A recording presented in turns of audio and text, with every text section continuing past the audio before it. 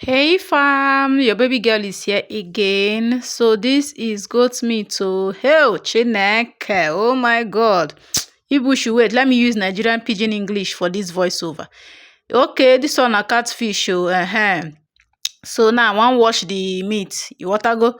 So make I wash the goat meat first before I go wash the catfish because na the goat meat na I go first put for fire based on say e strong pass the fish. So I don carry the hot water, hey Jesus, from the meat come put inside the fish because gas dey cost. So my people see na okra soup I bin wan cook but hell Jesus, this okra disappoint me. This okra disappoint me. I no know the kind maggot wey dey come out from inside the okra. Normally na my husband go market go today so him be don start to dey cut the okra already before him come notice say some things dey come out from the okra. So yes, so I don wash my goat meat finish. I no fit kill myself. Thank God say I start to dey record this video. Na Maggi be this sha. I start to dey record am and na because of the okra na im make me record this video.